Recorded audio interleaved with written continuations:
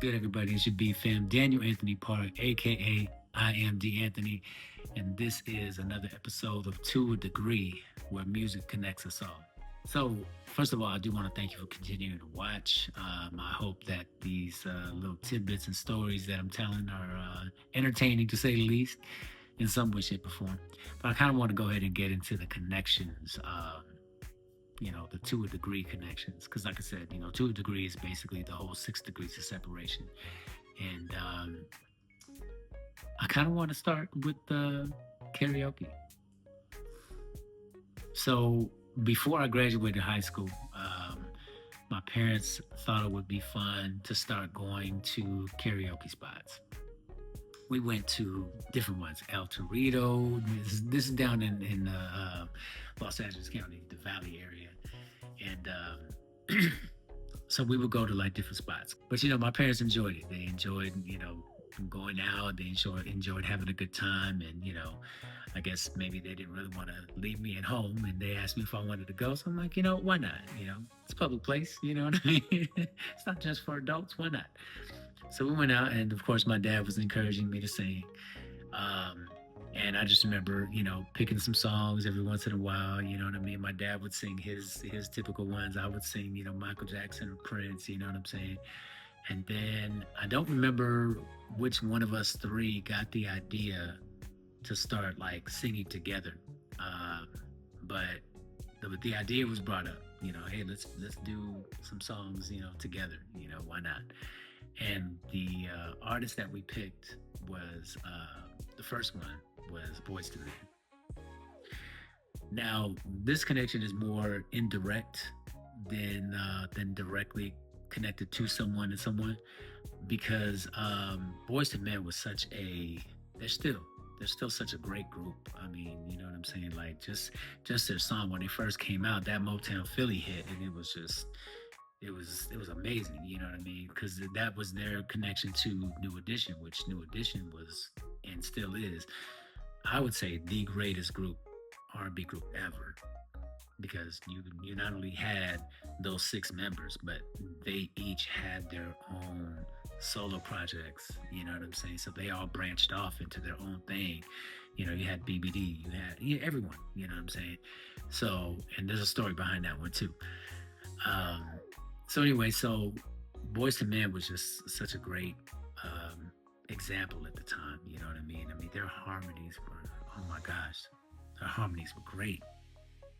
And so we were like, you know what, let's try to do some Boyz II Men, but karaoke didn't have Boyz II Men. So I was like, you know what? I remember they finally started putting out, singles with instrumentals on it. Let me see if I can find some. So I found End of the Road, which I think was the first Boyz II Men song that we did. And I don't remember which place we were at. We went to so many places. Went to a place called Dimples. We went to a place called Clancy's in Glendale.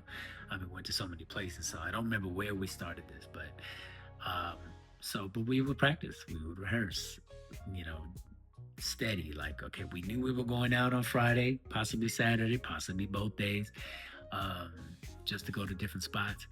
And so we would practice, and we were singing End of the Road. And man, when I tell you, out of every one that I have sung with, and I'm not just saying this because they're my parents, but I've thoroughly enjoyed, and I thoroughly miss singing with my parents. It was such a, just like any group, there were struggle moments, you know what I mean? But, it was fun. It was great, you know what I mean? My dad would, sing One Ye's part. I would sing Sean's part. And, my mom was, carrying the harmonies and everything, and, teaching the harmonies as well. And just like really, really getting us prepared. And when we went up, again, I don't remember which spot it was, but I remember when we went up, they called us up, and matter of fact, I think it was Clancy. So shout out to Richard Gaines if you're watching this. He was the host of the karaoke spot over there. And so they called us up, went up there and sang End of the Road. And when I tell you that, and this is not a boasting thing, this is just a feel good moment. When I tell you everyone in the place just erupted in applause. I mean, even throughout, you know what I mean? They were just they loved it, and we loved that they loved it. You know what I mean? So that made us want to do it more. And then we did the acapella song. It's so hard to say goodbye. So we did a lot. I think Boys to Men was like our main thing, because we thoroughly enjoyed that. But then I also got them to sing Jodeci. I even encouraged my dad to sing Christopher Williams, "If I'm Dreaming." I remember encouraging my mom to sing Mary J. Blige and Janet Jackson. So like it was those fun times that really encouraged us to like really keep doing some stuff, but also me, because they were really encouraging me a lot to do more by myself. I even remember performing Billie Jean. I made sure to get my shoes, you know what I'm saying? And this time I was really performing, you know what I mean? I was really trying to do, the Michael Jackson moves and stuff. But that karaoke time was such a big deal to me. Um, Before that, before we moved from San Diego to LA, um, I had gotten in trouble, and and my parents moved me from my school that I was going to, my true alma mater, Mount Miguel, um, because I was messing up. So they took me out of that school. We moved from San Diego. No, excuse me. Took me out of that school and then put me into the rival school in Chula Vista, a place called Castle Park. I did not want to go there, but it was 5 minutes away, whereas Mount Miguel was 30 minutes away. So my dad was driving anywhere between an hour to an hour and a half every day. So this time he didn't have to drive, so I had to walk.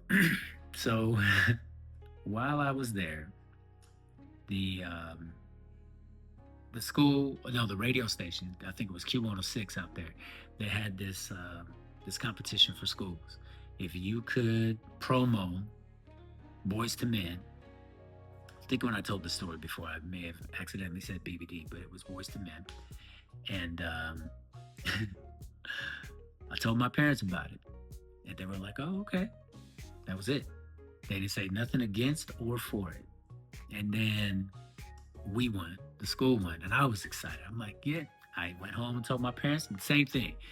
They didn't say nothing against it or for it. But remember, they took me out of school because I was messing up. So I was still in trouble during this time. It was probably about maybe a month that I was at that school, maybe almost 2 months, maybe longer. And so anyway, I told them that we won, and the day finally came. I was ready. I was so ready to go to the school and partake in the win that our school had. We had Boys to Men come to the school, and I couldn't go, go, go, go. I remember my dad told me right at the last minute, you're not going. And I was like, cartoons with the jaw would drop. That's what I felt like. Man, I was so pissed. I was so upset. And then I walked away, and I remember my dad telling me as I was walking away, if you put your ear to the window, maybe you could hear it. It's funny now, but it wasn't funny then. But so I missed Boys to Men. So us singing Boys to Men later on when we moved to LA, and it's probably in my 12th grade year. That kind of made it funny, but kind of made it all right as well. And I remember some years later, after I married my wife, they told me that Boys to Men was going to be performing at this park in I want to say it was San Diego. So we drove down, and I finally got to see Boys to Men. So that was a good moment for me. But so anyway, so my parents and we were singing, we were doing all these songs and stuff. And I really truly believe that it was preparation for what I wanted to do. But I still wasn't, after I had graduated from high school, which was in 93. After that, I was like, nah, I just didn't really have an interest in doing music anymore. this is something that, like, if you're a singer in really any genre, but I just remember, R&B genre, it's always a thing where, if you don't feel like you want to sing by yourself, you want to be with a group. Why not? It's good to have people around you. And so I finally got in touch with one of my homeboys from Birmingham. Shout out to Quixote. Um, which, from what I understand, they already had a group before I got into it, but it was me, him, and our other friend Rick. And I don't know what possessed us to not just start the group, but also move down to San Diego. So we got together with this lady. Her name was Robin Steele. Don't know where she's at. So if by chance you're watching this, Robin, I appreciate what you tried to do for us. But actually, what you did for us, because I think that you really helped out a lot. Um, but so anyway, so we were down in San Diego. We didn't have no producers. There were no musicians that we could get with during that time. Unfortunately, she didn't have any. She didn't know of any musicians that would be able to help us record. Maybe perform, but not record. And so what we started doing is we went back to like old school hip hop days. We took other people's tracks, remade them into our own, and performed them. And she got us a opening spot for Run DMC at this place called Fourth and B in San Diego, downtown San Diego. When I tell you that this was one of the most exciting moments of my life, because it's Run DMC. You know what I'm saying? Like, I remember listening to them when they first came out. You know what I'm saying? When I was a kid, so it was cool. We got to meet them all. You know what I'm saying? And it was cool. It was great. And we also opened up at the same spot for Cece Peniston. Got to meet her too, and we felt like we were doing a thing. You know what I mean? And people people didn't know how to take us. It's me and two black dudes, but I think we did pretty well. You know what I'm saying? We didn't get a lot of people hyped, but they kind of received us a little bit. But that was a good beginning. And then we just kept going. We just started, working together more. We finally started getting into the studio once we, moved our operation, so to speak, back to LA. So I want to say this is about 95, 96. And we just kind of grew to our own feel, our own vibe, our own thing. You know what I'm saying? Like we did more of the like hip hop style R&B. I mean, you had obviously New Edition came back out in '96, so they had the same type of tracks that Puff was putting out with other people, or you know what I'm saying. It was that same vibe. You know what I'm saying, because we felt like we wanted to ride that wave, but we also wanted to be different. And so we got to that point, and we continued. Then there was a couple of times where I exited the group, and other people came in, and we finally got back together, and we renamed ourselves. First, we named ourselves For Life, and then we renamed ourselves Elseworld, because we felt like it was a from taken from the DC Comics. I guess they got like these Elseworld. Like a multiverse kind of thing. And so we adopted that name, and because we felt like we were definitely different. So, but it was me, Rick, Quixote, and then we met Shamori Pass. Dude is from Thailand, and when I tell you, he has to be one of the illest MCs that I've ever met. He really helped me get my writing together. Meaning that, helped me look at things a little bit differently. He helped me find different ways of saying something, whether it be, something as simple as I love you, you know what I'm saying? He was helping me grow my lyrics, you know what I'm saying, and being a writer. And I really appreciated that about him, which, by the way, I'm gonna get the guys together for a reunion. 5 heartbeats. I'm gonna get them for a reunion on this, because I really want us to dive into that time that we were together, because there's a lot of stories that I'm sure we can all tell. But I digress. So we got together with him.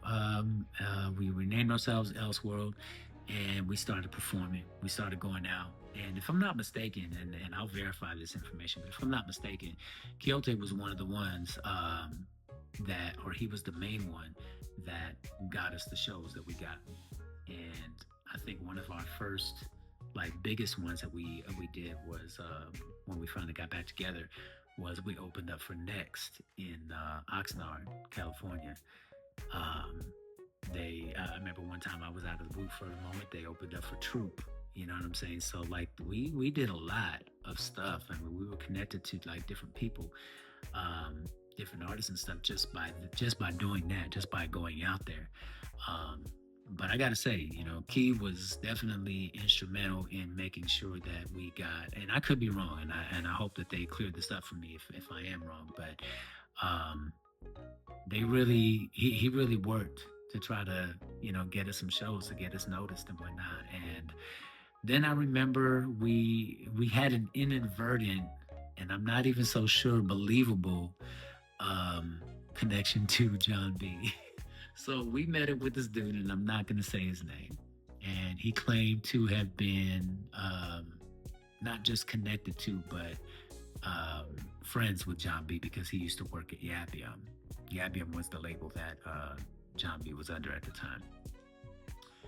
And I'll say that he may have had some good connections because I remember he finally got us into the studio, or at least got us connected with someone who had some money to get us into the studio. So, he was playing a part, and he helped out a lot. In regards to, you know, from my aspect, my point of view was that he got us singing. You know what I'm saying? He got it, like I said, he got us into the studio and stuff, and we recorded probably like about maybe a good 6 songs that I feel were way different than so much of the music that was out during that time. And I know a lot of people say that, but to me, it was definitely different. You know what I'm saying? You got a Mexican dude, you got two black guys, and you got a dude from Thailand. But we loved it. It was such a wonderful time for us because it was a great experience. Just to be able to be connected in some way, shape, or form with some of these artists that we looked up to. You know what I'm saying? It was a great moment, a great time. So I hope you enjoyed this moment to a degree, this episode. Um, I've got more. Surprisingly, I've got more. Um, so I got. Remember when I spoke about Belle Biv DeVoe for a quick hot second? Join me on my next episode, and I'm gonna tell you a little bit more about that one. But thank you for watching, as usual. I really, really, truly appreciate it. I hope that you guys do like and subscribe and share, and do me a favor and keep watching. God bless you. Peace.